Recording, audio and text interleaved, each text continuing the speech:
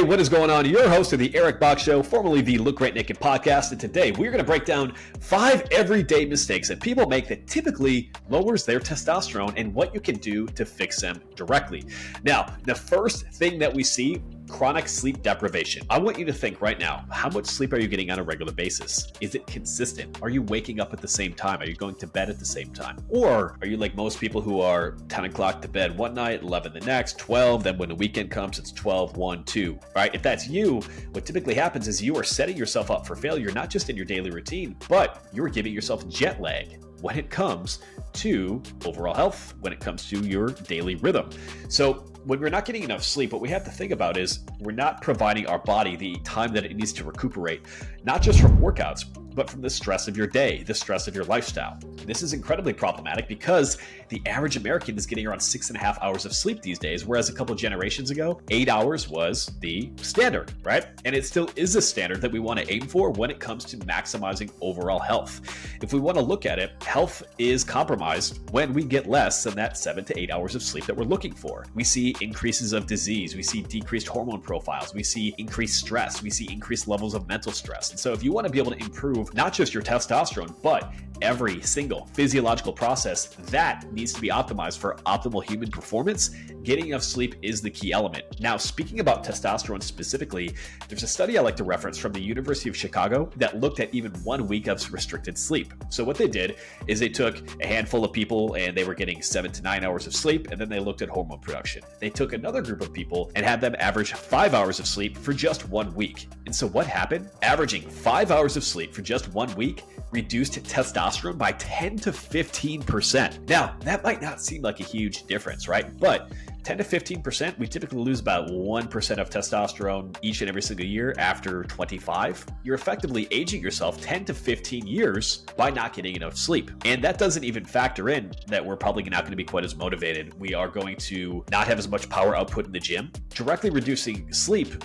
creates that 10 to 15%, but as a byproduct, we might have more additional restrictions or issues with sleep coming from the other habits and behaviors that will be happening subsequently, right? So we have to be able to get that 7 to 9 hours of quality sleep to help support optimal testosterone and hormone production. If we do not have that, well, guess what? Then your body is not going to produce what you need. The habits and the behaviors that you're taking are not going to support healthy testosterone, and you are going to be working against yourself. Now, is it always easy to get that sleep? No, but you know what? The circumstances of having a job, having kids, whatever it is, don't change the responsibility that you have, and they don't change your physiology. So we need to do what we can to maximize overall sleep quality, even if we cannot be perfect. This isn't a situation where you're getting 7 hours of sleep or you might as well skip it altogether. Any incremental change that you can take in terms of your sleep quality is going to be incredibly beneficial. So one framework that I like to use is 10, 3, 2, 1, 0. So 10 hours before you go to bed, cut out caffeine because that's going to impair sleep quality. 3 hours before bed, if you can, try to cut out food and or beverages. Now you can have some water, stuff like that, that's fine, but eating too close to bed, again, that's going to decrease deep sleep quality because your body's going to be focusing on the digestive process instead of defragmenting your brain and repairing tissues. 2 hours before bed, cut out the work. Listen, if you're doing work in bed because you're that busy, you probably have to get a little bit more productive anyway, and you're not going to be able to fall asleep because your brain's going to be ruminating on all the tasks and all the issues that you got going on regardless. Try to keep work within a defined work block. I like to do what we call an end of the day brain dump, where I write down everything that needs to happen tomorrow, got it on a sheet of paper, voila, I'm done. I can attack that in the morning when I wake up and have a clear mind. And then the 1 in 10, 3, 2, 1, 0 is 1 hour before bed, try to cut back on the screens. My glasses have a blue blocker, so that's something that can really help. So if I am watching Netflix, watching football with the wife, whatever it is, cool. At least we're having a little bit of a damage restriction. I know this is a tough one, but do the best you can to reduce that screen time, or at least adjust the screen variables to decrease the brightness, because that's going to suppress melatonin production. Then the 0 in 10, 3, 2, 1, 0. Hey, if you do 10, 3, 2, 1, 0 times that you hit snooze the next day, that's what we want to keep. We want to keep those consistent hours when we go to bed, when we get up, so we can have that daily routine and better overall sleep quality. Testosterone mistake number 2, eating a consistent low calorie diet and one that restricts carbs or fats too much. So we see a lot of people right now, especially early in the year, who are trying to lose body fat. They they might be going ketogenic diet, they might be doing carnivore, some way where they're dramatically either limiting calories or specifically carbohydrates. Now, a lot of times you see the keto diets and some of these people will angle at this is great for testosterone. Well, the benefits in terms of testosterone production that typically come from a diet are based on, one, eating enough protein to support lean tissue, but then also getting leaner in general. So you're going to see improvements in most hormone levels if you are going from 30 pounds overweight to being a normal body weight, regardless of whether you go keto, Weight Watchers, a balanced diet, whatever it is. So what we need to think about when it comes to following the correct diet strategy is this. After 4 to 6 weeks of a calorie deficit of 30% or greater, typically what happens is that's when we start to see metabolic adaptations. We start to see decreases in metabolic rate. We start to see testosterone go down. We start to see issues with thyroid. And so a lot of people will take these short-term aggressive diets and make them way too long. See it all the time, right? And then they inevitably backslide, and then they get sick of feeling fat, and then they decide to do the same thing that didn't work previously because it worked for 4 weeks. Never find sustainability, right? So what we need to think about is if we're going to diet, and if we're going to do it aggressively, we have to plan diet breaks. So one thing that we do specifically within our coaching program is we will take people through what we call our metabolic reboot phase, where we're getting leaner. It is a lower carbohydrate phase because we want to boost insulin sensitivity. And then we start to add more carbohydrates and bump calories back up. This is going to help support optimal hormone function so you can still, yes, have a quick jump in terms of losing body fat, but then on the backside, we can start to add those calories back in. You can start to build some lean tissue, metabolic rate, all that stuff stays in a much better position. Testosterone also healthy. So what we need to think about in regards to eating, specifically with testosterone and trying to get lean, is we want a balance, right? We want about 1 gram of protein per pound of body weight. So 200 pounds, 200 grams of body weight. And then when it comes to testosterone levels and when it comes to fats and carbohydrates, we want at least 20% of our calories from fats because that's what's needed for hormone production, but we don't want to necessarily just eliminate carbs and keep them low forever. This is because carbohydrates also play a crucial role in testosterone production that most people don't actually talk about, right? And for example, if we also do not have enough carbohydrates in a diet and we're low calorie, we typically also see elevations in cortisol, your body's primary stress hormone, which then drives testosterone down further. All of this to say, if we have a diet that's consistently ultra low fat or ultra low carbohydrate and low calorie, you're not setting the table for proper testosterone production. A much better approach is to either have a cyclical approach where you're saying low carbohydrates, say for a month, but then we add carbohydrates back in to support that hormonal environment, or use a diet that's going to have a more balanced approach across the board, but still focuses on reducing calories because by extension, that is how we are going to be able to lose that fat and keep it off. The way that I personally like to do it, let's say you're trying to get leaner, a calorie reduction of 20 to 30%. We want to hold that for 4 to 6 weeks. Then we bump calories back up a little bit closer to maintenance, increase carbohydrates, and then we start to stair step our way back down. That way you can get leaner and support optimal testosterone and hormone production. Mistake number 3, lack of sunlight exposure and low vitamin D levels. So within our coaching, we have a lot of clients who do blood work. They bring it back, we review it, we integrate the data, and then they meet with a functional medicine doc and decide if there's anything else that they need to work on, right? And so most people have a lack of sunshine and they have low vitamin D. Well, when we're low on vitamin D, we have to understand that low vitamin D is often correlated with testosterone production, and low vitamin D or vitamin D can support optimal testosterone production within your body, right? So what we need to think about here is we need to get adequate light. We need to have healthy vitamin D levels in order to support healthy testosterone. So a couple things that I like to think about here, and this is a factor even if you're in a cold environment and have shorter days with winter. First, get out early in the day and get some natural sunlight. Go for a walk. Could be 5 minutes, could be 20 minutes, whatever it is, whatever you can budget within your schedule, that's going to be crucial. Getting up and getting moving with that sunlight and doing so where you're getting it directly, through your eyes, or if you're in a warm climate on your skin, is going to help naturally support optimal vitamin D production in your body. From a light perspective, when you get the sunlight actually coming into your eyes, it's actually going to help your circadian rhythm as well. It actually starts an internal clock that says, hey, about 16 hours from now, when things are getting dark, this is when we need to go to bed. So getting that sunlight in the morning is going to not only help you get the vitamin D production that you need throughout the day, it's also going to help improve your sleep. Outside of that, I like to focus on having 5,000 to 10,000 IUs of vitamin D each and every single day. So those are like 2 tiny little soft gels, and vitamin D, frankly, like one of the cheapest and best supplements that you can get to improve just about anything else. So if you get out and start making that habit of getting outside in the morning and supplement with vitamin D, 5,000 to 10,000 IUs per day. It's going to boost vitamin D levels. It's going to improve sleep. And by extension, those things can help improve your overall testosterone levels.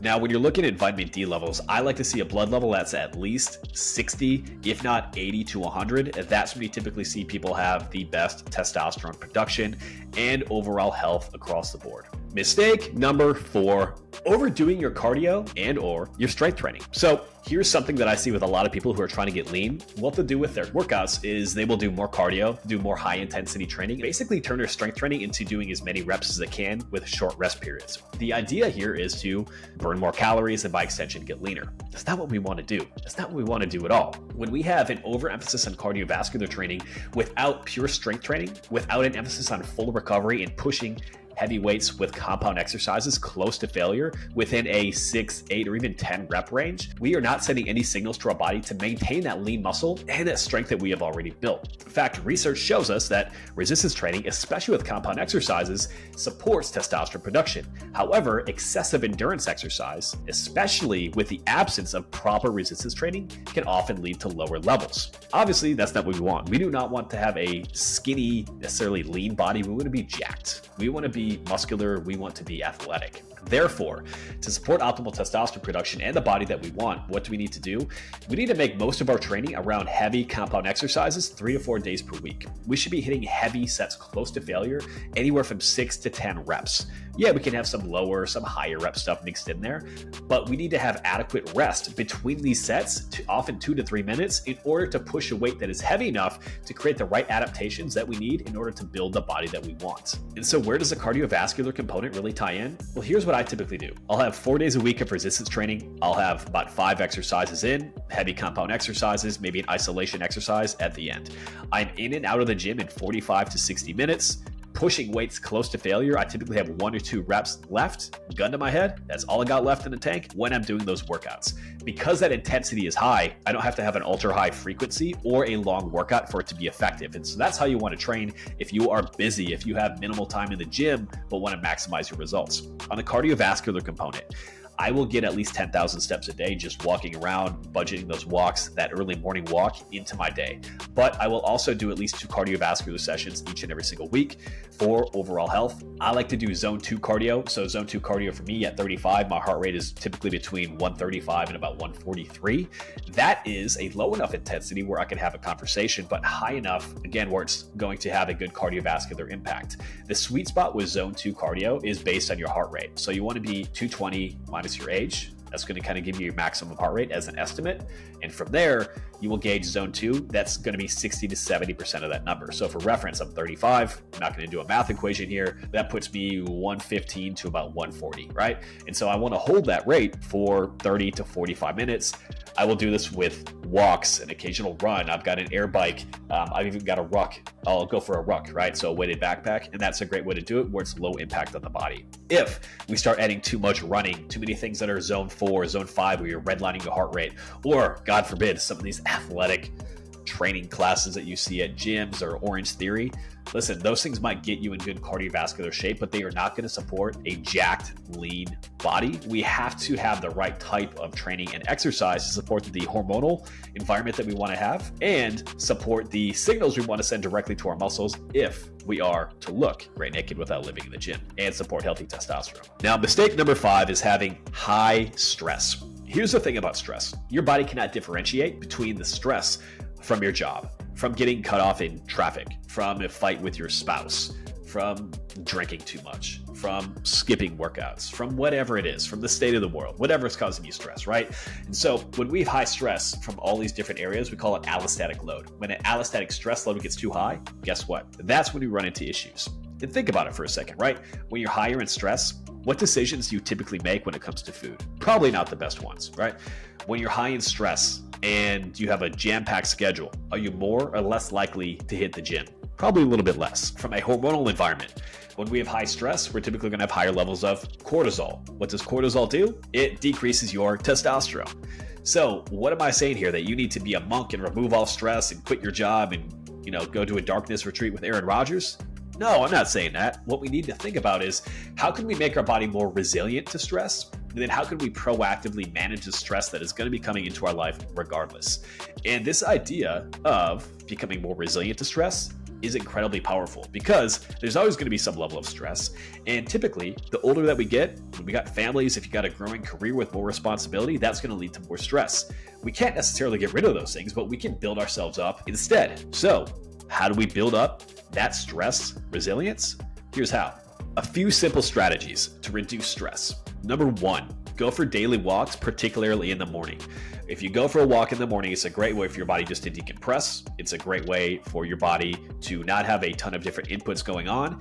It's a great way to have some grounding. Just get your body focused, taking care of yourself, doing something for you first before the chaos of the day really sets hold. Number two, focus on the most important task in your business or professional life before everybody else wakes up. For example, my daughter wakes up around 6:30. We're out the door by 7 o'clock for school. I'm up at 4:30 and I am working for 60 to 90 minutes on my number one business task before anybody else is awake. The reason I do that, it allows me to get deep work done and feel like I've already won the day by 7 o'clock, 2 hours before most people even start their day. By being more productive, I reduce that stress. Works, right? Number three, meditation. I'm not a huge woo-woo visualization type guy, but I will admit that a lot of stuff like that works. So when I kick off my day in the morning, the first thing I do is I do a headspace, one, either with my pal Gavin McHale. You can check him out over on YouTube. He's got a great guided meditation. Or I use the Headspace app directly on my phone and go through a guided meditation. 5-10 minutes, that's all I need, but it's enough to really center myself. And frankly, the beautiful thing with meditation is it allows you to start stepping back from situations and think before you act instead of just being reactive to stressful situations. Something we can all focus on, right? Next, what do we need to focus on? Well, being consistent with your training, being consistent with your diet. Nothing feels worse than making a promise to yourself and breaking it. And that's where a lot of people struggle with their health and their fitness. They say, I'm going to do this for a diet, this for a training program, then they miss it. What happens? We break that promise. It erodes our self-concept. We become stressed. We become less confident. We become less confident. We become less competent, driving up our stress. So focus on creating a plan and creating a structure regarding your health, regarding your training, regarding your nutrition that you can stick to even when life gets crazy, even when life gets complicated. The biggest mistake a lot of people make is they bite off more than they can chew when it comes to a program, and they can't stick with it, and then they feel like a failure. So if you do things that are actually going to be practical, that are going to be sustainable, even when life is crazy, then you're going to set yourself up for a much better overall result. Finally, when it comes to stress, when it comes to stress management, our workouts, our nutrition, they have to be balanced. They have to work synergistically with the rest of our life. So the big issue a lot of people run into is they say, hey, I think I know how to train, I know how to eat, but I'm not getting results. I'm not sure what's going on. It must be something I'm reading on Instagram that's wrong, right? Well, what we need is we need balance. So for example, if you're going to train harder with higher intensity, with a lot of resistance training, we don't want to be super low carbohydrate, right? Because carbohydrates are, yes, the preferred fuel, but they're also going to help that recovery process. And so if recovery is compromised from our training, it's going to drive up stress in every other area of our life. So we need to have the right training program with the right nutrition program that work together synergistically, not just from a recovery perspective, but from an overall stress management perspective. Absolutely crucial. Absolutely crucial. Finally, when it comes to stress management, the number one thing we can do, get proper sleep. If you are skipping sleep and then getting fired up on way too much caffeine because you stayed up last night watching Netflix or watching a playoffs, whatever it is, that is only going to be a short-sighted Band-Aid approach to getting what you want. We have to be able to dial in our daily habits. We have to be able to dial in our sleep.